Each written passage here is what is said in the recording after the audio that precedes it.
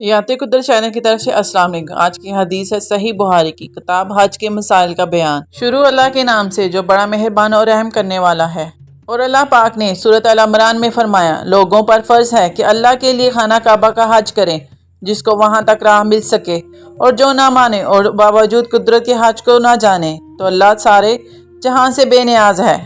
فضل بن عباس حجۃ الوداع میں رسول اللہ صلی اللہ علیہ وآلہ وسلم کے ساتھ سواری کے پیچھے بیٹھے ہوئے تھے کہ قبیلہ غسم کی ایک خوبصورت عورت آئی۔ فضل اس کو دیکھنے لگے، وہ بھی انہیں دیکھ رہی تھی، لیکن رسول اللہ صلی اللہ علیہ وآلہ وسلم فضل رضی اللہ عنہ کا چہرہ بار بار دوسری طرف موڑ دینا چاہتے تھے۔ اس عورت نے کہا کہ یا رسول اللہ کا فریضہ حج میرے والد کے لیے ادا کرنا ضروری ہو گیا ہے، لیکن وہ بہت بوڑھے ہیں، اونٹنی پر بیٹھ نہیں سکتے، کیا میں ان کی طرف سے حج بدل کر سکتی ہوں؟ حضور صلی اللہ علیہ وآلہ وسلم نے فرمایا کہ ہاں، یہ حج الوداع کا واقعہ تھا۔ میں نے رسول اللہ صلی اللہ علیہ وآلہ وسلم کو ذی الخلیفہ میں دیکھا کہ اپنی سواری پر چڑھ رہے ہیں۔ پھر جب وہ سیدھی کھڑی ہوئی تو آپ صلی اللہ علیہ وآلہ وسلم نے لبیک کہا۔ رسول اللہ صلی اللہ علیہ وآلہ وسلم نے ذو الخلیفہ سے احرام باندھا۔ جب سواری آپ کو لے کر سیدھی کھڑی ہو گئی۔ ابراہیم بن موسیٰ کی یہ حدیث ابن عباس اور انس رضی اللہ عنہ سے بھی مروی ہے۔ نبی کریم صلی اللہ علیہ وآلہ وسلم نے ان کے ساتھ ان کے بھائی عبد الرحمن کو بیچا، اور انہوں نے عائشہ رضی اللہ عنہ کو تنعیم سے عمرہ کرایا اور پالان کی پچھلی لکڑی پر ان کو بٹھا لیا۔ حضرت عمر رضی اللہ عنہ نے فرمایا کہ حج کے لیے پالانے باندھو، کیونکہ یہ بھی ایک جہاد ہے۔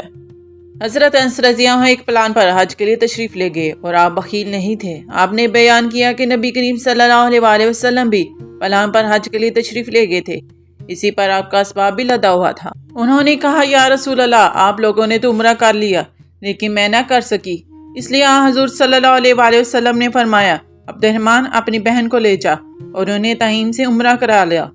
چنانچہ انہوں نے عائشہ رضی اللہ عنہ کو اپنے اونٹ کے پیچھے بٹھا لیا اور عائشہ رضی اللہ عنہ نے عمرہ ادا کیا۔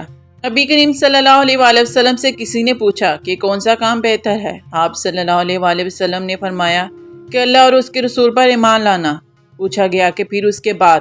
آپ صلی اللہ علیہ وآلہ وسلم نے فرمایا کہ اللہ کے راستے میں جہاد کرنا۔ پھر پوچھا گیا کہ پھر اس کے بعد؟ آپ صلی اللہ علیہ وآلہ وسلم نے فرمایا کہ حج مبرور۔ انہوں نے پوچھا یا رسول اللہ صلی اللہ علیہ وآلہ وسلم، ہم دیکھتے ہیں کہ جہاد سب نیک کاموں سے بڑھ کر ہے، پھر ہم بھی کیوں نہ جہاد کریں؟ حضور صلی اللہ علیہ وآلہ وسلم نے فرمایا کہ نہیں، بلکہ سب سے افضل جہاد حج ہے جو مبرور ہو۔ آپ نے فرمایا جس شخص نے اللہ کے لیے شان کے ساتھ حج کیا کہ نہ کوئی فحش بات ہوئی اور نہ کوئی گناہ، تو وہ اس دن کی طرح واپس ہوگا جیسے اس کی ماں نے اسے جنا تھا۔ وہ عبداللہ بن عمر رضی اللہ عنہ کی قیامگاہ پر حاضر ہوئے، وہاں کنات کے ساتھ شامیانہ لگا ہوا تھا۔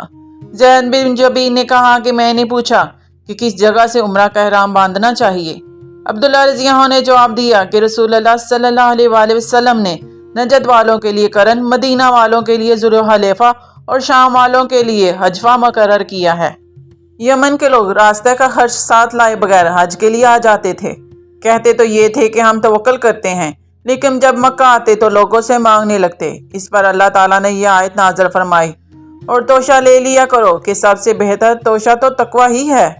اس کو اپنی یعنی عمرہ سے وابستہ اکرمہ مرسلن نقل کیا ہے۔ نبی کریم صلی اللہ علیہ وآلہ وسلم نے مدینہ والوں کے احرام کے لیے ذو الخلیفہ، شام والوں کے لیے جحفہ، نجد والوں کے لیے قرن منازل، یمن والوں کے لیے یلملم متعین کیا۔ یہاں سے ان مقامات والے بھی احرام باندھیں، اور ان کے علاوہ وہ لوگ بھی جو ان راستوں سے آئیں اور حج یا عمرہ کا ارادہ رکھتے ہیں لیکن جن کا قیام میقات اور مکہ کے درمیان ہے، تو وہ احرام اسی جگہ سے باندھے جہاں سے انہیں سفر شروع کرنا ہے، یہاں تک کہ مکہ کے لوگ مکہ ہی سے احرام باندھیں۔ رسول اللہ صلی اللہ علیہ وآلہ وسلم نے فرمایا مدینہ کے لوگ ذو الخلیفہ سے احرام باندھیں، شام کے لوگ حجفہ سے اور نجد کے لوگ قرن منازل سے۔ عبداللہ نے کہا کہ مجھے معلوم ہوا ہے کہ نبی کریم صلی اللہ علیہ وآلہ وسلم نے فرمایا اور یمن کے لوگ یلملم سے احرام باندھیں۔ رسول اللہ صلی اللہ علیہ وآلہ وسلم نے مدینہ والوں کے لیے ذو الخلیفہ کو میقات مقرر کیا، شام والوں کے لیے حجفہ، نجد والوں کے لیے قرن منازل اور یمن والوں کے لیے یلملم۔ یہ میقات ان ملک والوں کے ہیں اور ان لوگوں کے لیے بھی جو ان ملکوں سے گزر کر حرم میں داخل ہوں اور حج یا عمرہ کا ارادہ رکھتے ہوں، لیکن جو لوگ میقات کے اندر رہتے ہوں ان کے لیے احرام باندھنے کی جگہ ان کے گھر ہیں، یہاں تک کہ مکہ کے لوگ احرام مکہ ہی سے باندھیں۔ آج کی حدیث حج کے مسائل کا بیان۔ اگر آپ کو آج کی حدیث پسند آئی ہے تو آیت قدرت چینل کو لائک، سبسکرائب اور شیئر کرنا نہ بھولے گا۔ اپنا خیال رکھے گا اور دعاؤں میں یاد رکھے گا۔ اللہ حافظ۔